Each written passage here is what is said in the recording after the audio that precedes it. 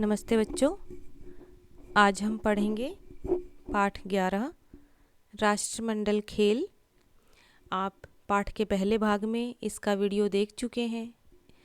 इस भाग में मैं आपको पाठ में आए कुछ कठिन शब्द और नए शब्दों के अर्थ बताकर पाठ का सार समझाऊंगी।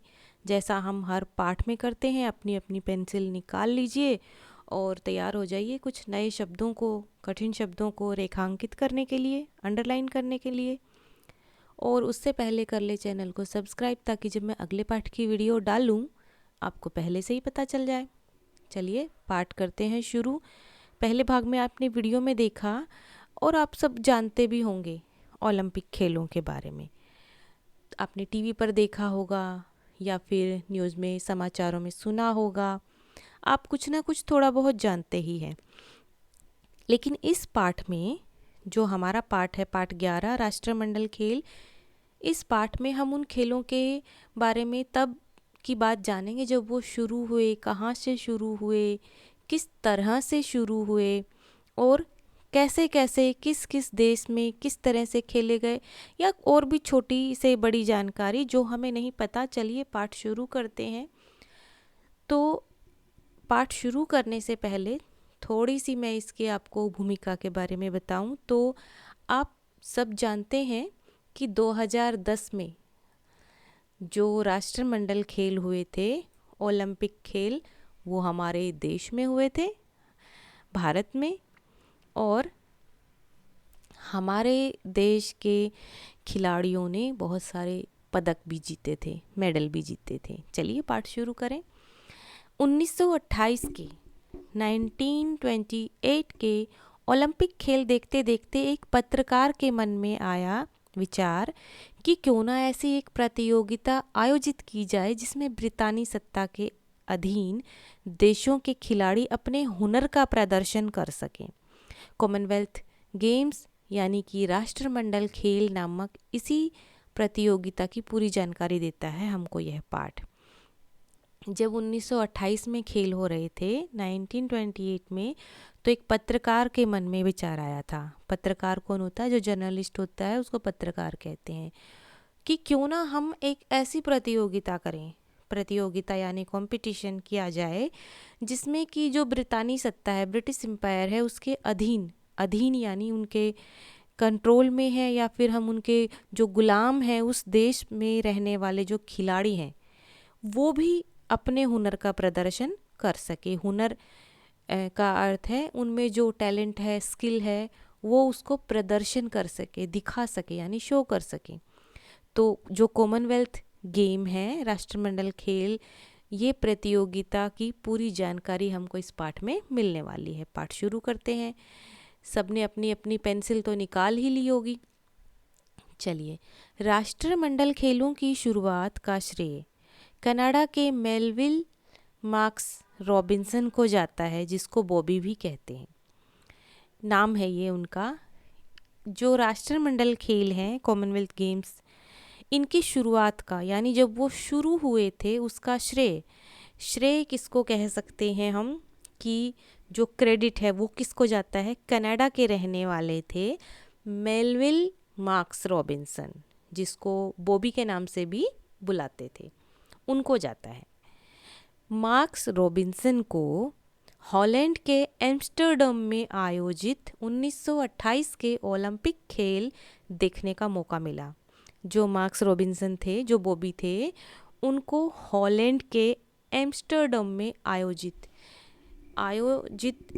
यानी कि जो इवेंट ऑर्गेनाइज किया गया था ओलंपिक खेलों का, जो इवेंट कह सकते हैं या कंपटीशन कह सकते हैं, वो कहाँ पर आयोजित किए गए थे? हॉलैंड के एम्स्टर्डम में। तो जब ये 1928 में इनको मौका मिलता है, ये ओलंपिक खेल देखने का मौका किसको कह सकते हैं? एक तरह से उनको अपॉर्चुनिटी मिली कि वो गेम देख पाए। अखबार का संवाददाता होने के साथ साथ उन्हें कनाडा की एथलेटिक टीम का मैनेजर भी बना दिया गया था। अखबार यानी न्यूज़पेपर। आप पाठ को सुनते हुए कठिन शब्दों को, या आपको जो नया शब्द लगता है अपनी पुस्तक में, उसको रेखांकित करते हुए चलना, ठीक है? संवाददाता, संवाददाता किसको बोलते हैं? जो रिपोर्टर है उसी को बोलते हैं। तो वो कौन थे? Marks Robinson. उनको थे ही, अखबार के संवाददाता थे ही, लेकिन उनको कनाडा की जो एथलेटिक टीम थी उसका उनको मैनेजर भी बना दिया गया था। अब कनाडा की ट्रैक एंड फील्ड टीम में मार्क्स रॉबिन्सन ने ब्रिटिश गुयाना के एक खिलाड़ी फिल एडवर्ड्स को भी चुना था। देखो इस पाठ में कुछ शब्द ऐसे आएंगे जो आपको कठिन लगेंगे, इसलिए मैं एक या दो बार उसको बोलूँगी ताकि आपको उसका उच्चारण अच्छे से पता चले। तो जो कनाडा की ट्रैक एंड फील्ड टीम थी, टीम का नाम था, मार्क्स रॉबिन्सन ने उसमें ब्रिटिश गुयाना के एक खिलाड़ी जिसका क्या नाम था? फिल एडवर्ड्स को भी चुना था, यानी सिलेक्ट किया था। चुनना यानी सिलेक्ट करना। अब जो फिल एडवर्ड्स थे उनका तब कोई देश जो था वो अलग नहीं था, वह ब्रिटेन के अधीन देश गुयाना का एक नागरिक था। जो गुयाना है वो स्वतंत्र देश नहीं था, वो किसके अधीन था? ब्रिटेन के। ब्रिटेन के अधीन था देश गुयाना, उसका एक नागरिक था, सिटीजन था। तब गुयाना की कोई टीम अलग से ओलंपिक में नहीं जाती थी, चूँकि गुयाना स्वतंत्र देश नहीं था। यहाँ पर ये जो शब्द है चूँकि, इसका अर्थ बहुत सारे बच्चे मुझे लगता है कन्फ्यूजन में होते हैं कि चूँकि इसका अर्थ क्या होगा अलग से। तो मैं बता दूं, क्योंकि, तब की, ऐसे जो शब्दों से आप वाकिफ़ हैं, आपको पता है, उनका प्रयोग भी आप कर सकते हैं। चूँकि गुयाना स्वतंत्र देश नहीं था। अभी चूँकि को अगर मैं बोलूँ कि क्योंकि, तो भी वो उससे जुड़ा हुआ ही आप पाएंगे, क्योंकि गुयाना जो था वो स्वतंत्र देश नहीं था। स्वतंत्र का अर्थ है कि वो अपनी कोई पहचान नहीं रखता था इंडिपेंडेंट तौर पर। वो तो ब्रिटिश के अधीन था, यानी ब्रिटिश के गुलाम देशों में आता था गुयाना। अब जब एम्स्टर्डम ओलंपिक समाप्त हो गए, समाप्त यानी ख़त्म हो गए, तब रॉबिन्सन के दिमाग में एक विचार आया कि क्यों ना ब्रिटिश सत्ता के अधीन सभी देशों के खिलाड़ियों के लिए किसी खेल मेले का आयोजन किया जाए। अब जब वो एम्स्टर्डम में देख चुके थे ओलंपिक खेल, अब वो ख़त्म हो गए, तो उसको एक दूसरा विचार आया कि क्यों ना ब्रिटिश सत्ता के अधीन, ब्रिटिश सत्ता, ब्रिटिश साम्राज्य मतलब जो ब्रिटिश एम्पायर है उसके अधीन है। अधीन मैं कहूँगी कि गुलाम हैं उनके, जो खुद अपने आप में स्वतंत्र नहीं है। तो उनके जो खिलाड़ी हैं उनके खिलाड़ियों के लिए ही ऐसे खेल मेले का आयोजन किया जाए। और उसने ऐसा इसलिए सोचा कि कई देशों के खिलाड़ियों को ओलंपिक या फिर दूसरी विश्व स्तरीय खेल स्पर्धाओं में भाग लेने का मौका नहीं मिल पाता था। मैं धीरे धीरे बोल रही हूँ, वीडियो थोड़ी लंबी हो जाएगी बेशक, लेकिन आपको समझ में आना चाहिए। अब उसने ऐसा किस लिए सोचा कि जो ब्रिटिश एम्पायर के अधीन बहुत सारे देश हैं, उनमें भी तो ऐसे खिलाड़ी हैं ना जो ना तो ओलंपिक में भाग ले सकते थे या फिर कोई दूसरी विश्व स्तरीय खेल स्पर्धा, स्पर्धा का अर्थ भी कंपटीशन ही है और प्रतियोगिता भी विश्व स्तरीय यानी जो वर्ल्ड क्लास की हैं, यानी जो विश्व स्तर पे वर्ल्ड लेवल पे होती हैं। एक तो होती है अपने देश में, है ना, एक होती है बहुत सारे देशों को मिलकर जो प्रतियोगिता वो रखते हैं अपने खिलाड़ियों के लिए, उसको हम कह सकते हैं कि विश्व स्तरीय, यानी जो वर्ल्ड लेवल पे होने वाली स्पर्धाएं हैं, खेल स्पर्धाएं, जो स्पोर्ट्स इवेंट्स हैं, उनमें भाग लेने का तो उनको मौका ही नहीं मिलता था। मौका यानी अवसर, अपॉर्चुनिटी उनको मिल ही नहीं पाती थी, क्योंकि वो तो स्वतंत्र देश के खिलाड़ी नहीं थे। चूँकि वे स्वतंत्र देश ना होकर ब्रिटिश साम्राज्य के गुलाम थे। देखो फिर से चूँकि शब्द आया, तो इसको मैं ऐसे बता देती हूँ, क्योंकि वे स्वतंत्र देश यानी आज़ाद नहीं थे, वो तो ब्रिटिश साम्राज्य के गुलाम थे, यानी ब्रिटिश एम्पायर के वो अधीन थे, गुलाम थे, दास थे उनके। वो डिपेंड रहते थे, उनकी अपनी कोई सरकार या फिर मैं कह सकती हूँ आज़ादी थी ही नहीं कुछ करने की, चुनने की। आगे पढ़ते हैं। इसके बाद रॉबिन्सन ने कई पराधीन देशों का दौरा किया। रॉबिन्सन को ये विचार आया कि उनको तो मौका मिलता ही नहीं है, तो उन्होंने दौरा किया। दौरा मतलब टूर। अलग अलग देशों में वो जाते हैं। ब्रिटेन की सरकार से भी बातचीत के कई दौर चलाए।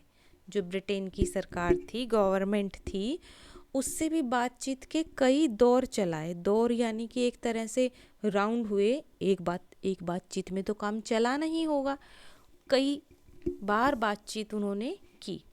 उसकी मेहनत अब मैं अलग अलग बता रही हूँ, यानी हार्डवर्क, सदप्रयास और लगन। सदप्रयास मतलब जो उनके एक तरह से गुड एफर्ट्स थे, वो खिलाड़ियों के लिए कुछ करना चाहते थे। और लगन अंततः 1930 में रंग लाई।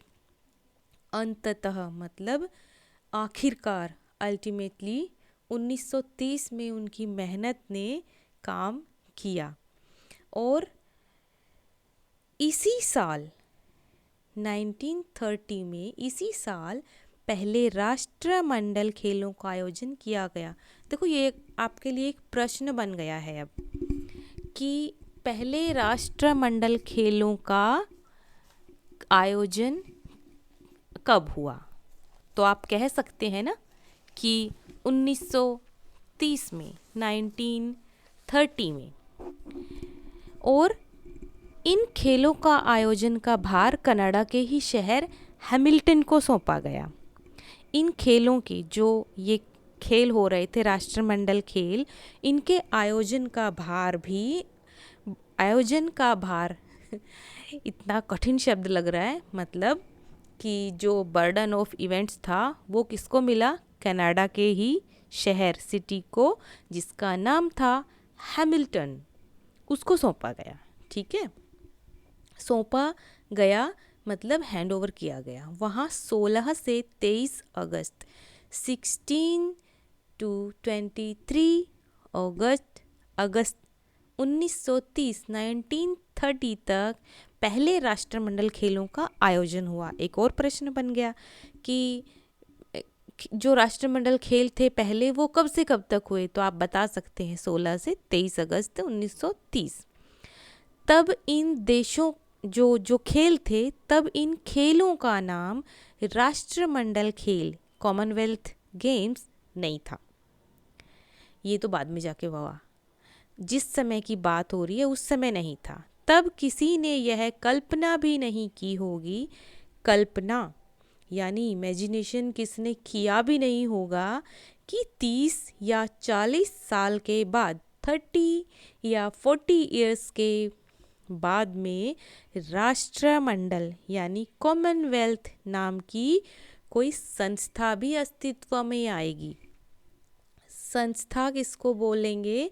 संस्था यानी एक तरह से जो इंस्टीट्यूशन, अस्तित्व, यानी कोई मानेगा भी नहीं।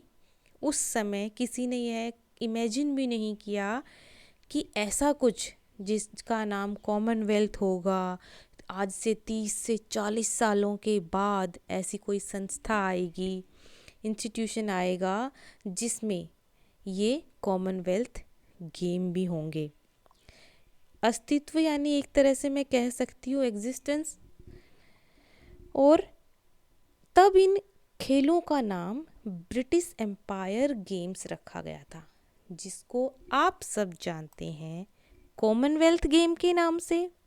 लेकिन जब 1930 में, 1930 में जब ये शुरू हुए थे, तब क्या नाम था इन खेलों का? तब इन खेलों का नाम था ब्रिटिश एम्पायर गेम्स। 1968 1968 यानी 8वें राष्ट्रमंडल जो अब 8th राष्ट्रमंडल खेल थे, इस प्रतियोगिता का नाम ब्रिटिश एम्पायर गेम ही रहा। मतलब 8 बार हो चुके थे, तब तक इस प्रतियोगिता को, कंपटीशन को ब्रिटिश एम्पायर गेम्स के नाम से ही जानते थे। उसके बाद अगले 2 खेल ब्रिटिश कॉमनवेल्थ गेम्स के नाम से आयोजित हुए, जो आगे चलकर 8 हो गए थे। 9वां और 10वां उनका नाम रखा ब्रिटिश कॉमनवेल्थ गेम्स। यहाँ पे एम्पायर गेम्स था, यहाँ कॉमनवेल्थ। 1978 में 1978 से इन खेलों का नाम राष्ट्रमंडल खेल रखा गया। अब बदल गए, अब ये क्या नाम हो गया, ब्रिटिश हटा दिया गया था, अब देखो इसका नाम हो गया राष्ट्रमंडल खेल रखा गया। और तब से आज तक यही नाम चला आ रहा है, आप भी तो इसी नाम से जानते हैं। 1930 से पहले तक किसी भी खेल प्रतियोगिता में अपने मालिक देश ब्रिटेन की टीम की ओर से खेलता रहा। फिल एडवर्ड्स 1930 में पहली बार अपने देश गुयाना की ओर से खेला। देखो यहाँ पर आपको मैं फिर से याद करवाऊँ, देखो जो फिल एडवर्ड्स थे वो कॉमनवेल्थ, ये जो ब्रिटिश एम्पायर वाले जो खेल थे, कॉमनवेल्थ गेम बाद में नाम हुआ, वो किसकी तरफ से खेलते थे गुयाना के, लेकिन खेलते थे ब्रिटेन की टीम से। क्यों? क्योंकि गुयाना जो था स्वतंत्र देश नहीं था और वो ब्रिटेन की टीम से खेलते थे। लेकिन अब ये जब पहली बार ये अपनी ही टीम यानी गुयाना की टीम की तरफ से खेले, ऐसे सैकड़ों खिलाड़ी और छुपी खेल प्रतिभाएं सामने आई जो गुमनामी और उपेक्षा के अंधेरे संसार में ही गुम हो गई होती अगर ये खेल नहीं हुए होते। पेंसिल अपने हाथ में है ना, ऐसे सैकड़ों खिलाड़ी, सैकड़ों यानी हंड्रेड्स, मतलब जिनकी गिनती, ऐसे खिलाड़ी, ऐसे प्लेयर्स जिनकी गिनती सैकड़ों में हो सकती थी, हंड्रेड्स में जाती थी, उनकी छुपी हुई खेल प्रतिभाएं। अब छुपी हुई मतलब जो टैलेंट था, प्रतिभा थी, उनकी टैलेंट था वो एकदम छुपा हुआ था, हिडन था, किसी के सामने तो आती नहीं क्योंकि उनको मौका ही नहीं मिलता। और वो तो बेचारे गुमनामी और उपेक्षा के अंधेरे संसार में ही गुम हो गए होते। यहाँ पर गुमनामी यानी जिसको कोई नहीं जानता, और उपेक्षा के अंधेरे संसार में ही गुम हो गए होते अगर ये खेल ना हुए होते ओलंपिक वाले। और मैं आपको गुमनामी का अर्थ बता दूं कि जिसको कोई नहीं जानता।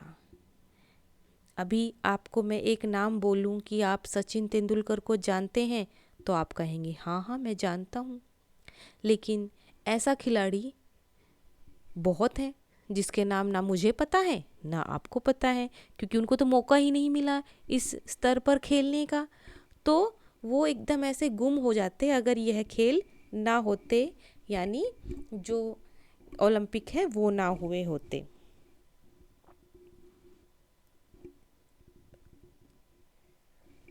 आगे पढ़ते हैं। मार्क्स रॉबिन्सन ने दोस्ताना माहौल में स्पर्धाओं के आयोजन का सपना देखा था। उसने यह भी सपना देखा था कि उन सभी खिलाड़ियों को खेलने का मौका मिले जिनमें प्रतिभा तो है पर उन्हें उचित मंच नहीं मिल पाता। अब जो मार्क्स रॉबिन्सन थे उन्होंने दोस्ताना माहौल में, यानी जो फ्रेंडशिप वाला माहौल है, उसी में फ्रेंडशिप एनवायरनमेंट में ही उन्होंने यह सपना देखा था कि ऐसी स्पर्धाएं हों, ऐसे मुकाबले हों, कंपटीशन हो। और उसने यह भी सपना देखा था, सपना हम ड्रीम को कहते हैं, कि सपना देखा कि उन सभी खिलाड़ियों को खेलने का मौका मिलना चाहिए।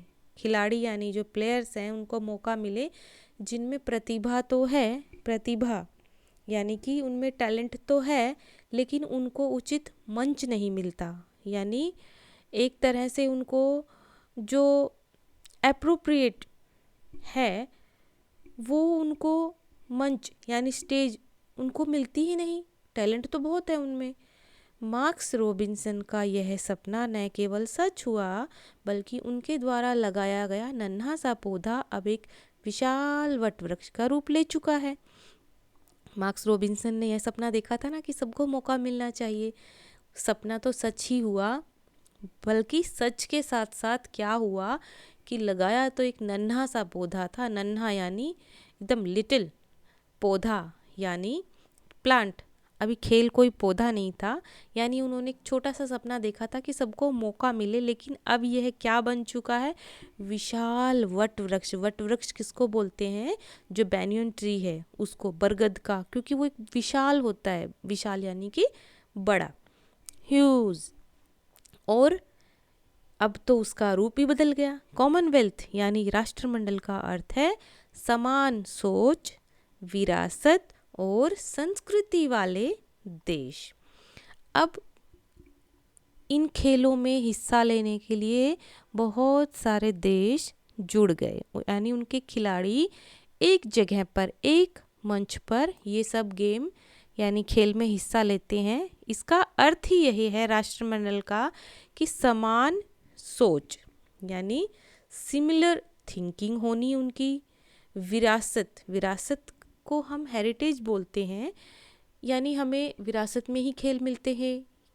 खेल या फिर टैलेंट कह सकते हैं। संस्कृति वाले देश, संस्कृति किसको बोल सकते हैं आप? यानी कल्चर को फॉलो करने वाले। तो यह उन 54 स्वतंत्र देशों का समूह है। 54 स्वतंत्र देशों का समूह है। स्वतंत्र यानी जो आज़ाद हैं, समूह बोलते हैं ग्रुप को, जो कभी ब्रिटिश साम्राज्य का हिस्सा थे। देखो हम भी हैं और हम भी ब्रिटिश साम्राज्य के, ब्रिटेन एम्पायर के अधीन हम भी रह चुके हैं। हम पर भी उन्होंने हुकूमत की है कितने सालों तक। बाकी देश कॉमनवेल्थ में ब्रिटिश एम्पायर के सहयोगी रहे हैं। जो बाकी के, ये तो 54 देशों का समूह है स्वतंत्र, जो अब आज़ाद हैं, फ्री हैं। लेकिन जो बाकी के देश हैं वो कॉमनवेल्थ में ब्रिटिश एम्पायर के सहयोगी रहे हैं। सहयोगी यानी कि उनके एसोसिएट बोल सकती हूँ मैं, कि उनका पार्ट रहे हैं, हिस्सा रहे हैं। यह कोई राजनीतिक मंच या संगठन नहीं है। अच्छा, बहुत सारी चीज़ों पर राजनीति तो चलती ही रहती है, होती ही रहती है, अलग अलग देशों में अलग अलग तरह से। लेकिन जो कॉमनवेल्थ गेम है, राष्ट्रमंडल खेल हैं, वो मंच कोई राजनीतिक मंच नहीं है, यानी पॉलिटिकल प्लेटफॉर्म बिल्कुल भी नहीं है वो, ना ही वो कोई संगठन है, यानी ना ही कोई वो संगठन है, ऑर्गेनाइजेशन है। लेकिन ऐसे मित्र देशों की सरकारों का ऐसा संगठन है, मित्र यानी दोस्त, संगठन है यानी उनका एक तरह से ग्रुप है, और जिसके अंतर्गत रंग, संस्कृति, धर्म और भाषा की विविधता वाले देश एक समान माने और समझे जाते हैं। ऐसा कोई पॉलिटिकल स्टेज तो ये था नहीं, लेकिन ऐसे मित्र देश जो आपस में, देश भी मित्र हो सकते हैं ना, जैसे आप और अपनी क्लास के दूसरे बच्चे मित्र हैं, ऐसे हम आपस में रहते हुए पड़ोस में हमारे देश हैं, वो भी हमारे मित्र हो सकते हैं। उनका ऐसा संगठन है जिसके अंतर्गत, अंतर्गत यानी जिसके एक तरह से अंडर रंग यानी कलर, संस्कृति यानी कल्चर, धर्म, धर्म का अर्थ मतलब रिलीजन, और भाषा यानी लैंग्वेज, जिसमें विविधता है। यानी विविधता किसको बोलते हैं? अनेकता में एकता है। यानी हमारे देश में इतने सारे बेशक संस्कृति धर्म को फॉलो करते हैं, इतनी भाषाएं हैं, अलग अलग देशों की तो अलग अलग ही हैं, लेकिन एक समान फिर वो मानते हैं, क्योंकि वो सब एक मंच पर अपने खिलाड़ियों को एक तरह से सपोर्ट करते हैं, कह सकते हैं हम। और सबसे आखिर में, पाठ थोड़ा लंबा तो है, आप वीडियो 2 बार में देख सकते हैं। ये सभी सदस्य देश एक समान मान्यताओं और लक्ष्य के लिए आपसी सहयोग और सामंजस्य रखते हैं। कौन से देश? जो ये कॉमनवेल्थ राष्ट्रमंडल खेलों का हिस्सा हैं, 54 देश जो स्वतंत्र हैं, उनमें एक समान मान्यताएं, एक समान यानी सब में जो जितने भी सदस्य देश हैं, मेंबर देश हैं, कंट्री हैं, उनमें एक समान मान्यताएं हैं, यानी जो उन सब का अलग अलग रूप होते हुए भी वो एक उनमें मान्यताएं हैं, यानी वो एकदम इक्वालिटी वाली रखते हैं। और लक्ष्य यानी टारगेट के लिए अपने वो आपसी सहयोग, आपस में मेल जोल रखते हैं, एकदम सपोर्ट करते हैं, एक दूसरे का डिसीजन का मानते हैं, सामंजस्य वो रखते हैं। सिंगापुर घोषणा के अनुरूप सदस्य देशों के समान लक्ष्य और आदर्श हैं। कौन कौन से? सिंगापुर घोषणा जो हुई, उसमें घोषणा यानी अनाउंसमेंट जो हुआ, उसके अनुरूप, अनुरूप का अर्थ है अकॉर्डिंग, सदस्य देशों के यानी जो मेंबर हैं नेशन, उनके लक्ष्य समान है, यानी टारगेट और आदर्श भी। आदर्श यानी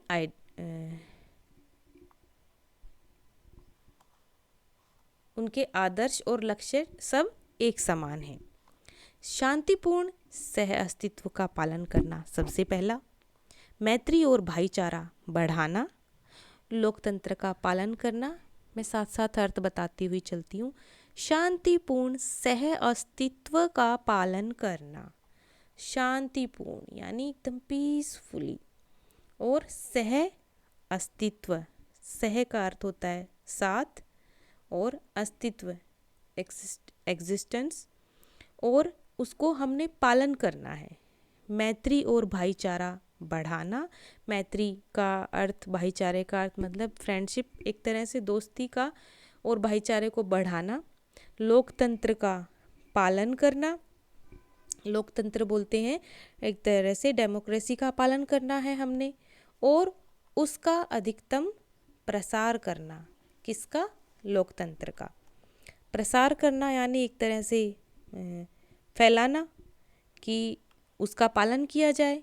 मानवाधिकारों का आदर करना और उनका पालन करना। जो मानवाधिकार मतलब मानव के, मनुष्य के जो अधिकार हैं, उनका भी आप आदर करेंगे, रिस्पेक्ट करेंगे, और उनको भी पालन करेंगे, फॉलो करेंगे। अच्छा शासन करना, शासन मतलब एक तरह से जो राज करना कह सकते हैं। कानून का शासन लागू रखना, लोगों को जागरूक करना, ये किसके लक्ष्य हैं? जो इस सिंगापुर की घोषणा हुई उसके अकॉर्डिंग सभी देशों के एक समान ही लक्ष्य है, जिसके अंतर्गत ये आते हैं। जो कानून है, कानून का अर्थ है लॉ, और रूल ऑफ लॉ वो बनाए रखना, लोगों को जागरूक करना यानी कि अवेयर करना किसी भी बात के लिए। सदस्य देशों के बीच मुक्त व्यापार, मुफ्त नहीं लिखा है, मुक्त अलग है, मुफ्त अलग है। तो मुक्त व्यापार करना यानी जो हम बिजनेस करते हैं एक तरह से हमारा, है ना, वो ओपन उसके रूल होने चाहिए। नस्लीय भेदभाव मिटाना, नस्लीय किसको बोल सकते हैं? कई बारी नस्ल जो हमारा रंग है उसको लेकर भेदभाव हो जाते हैं कि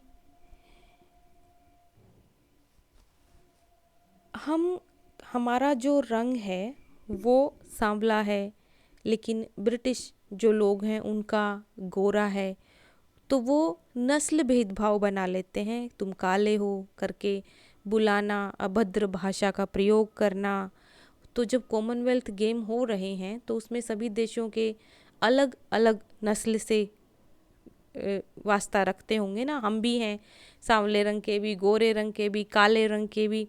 तो वो भेदभाव जो है उसको मिटाना, ठीक है। तो और सारी दुनिया में शांति कायम करना, सारी दुनिया में शांति कायम करना, शांति कायम करना एक तरह से मेंटेनिंग पीस। अब इतने बड़े मंच पर कॉमनवेल्थ गेम यानी राष्ट्रमंडल खेल का जो मंच हमें मिला है, उस पर केवल हुनर का प्रदर्शन हो, ये जो नस्लीय भेदभाव है वो ना हो, और आपसी मैत्री और भाईचारा भी रहे, शांति भी बनाए रहें। तो लोगों को इसके लिए जागरूक करना, अवेयर करना, ये हम जो इन राष्ट्रमंडल खेलों का हिस्सा है उन देशों का, मेंबर देशों का यही समान लक्ष्य और आदर्श हैं।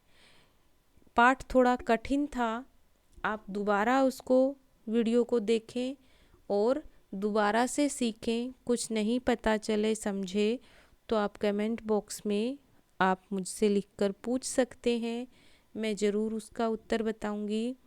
और अगले पाठ में अगली वीडियो के साथ फिर मिलेंगे। नमस्ते।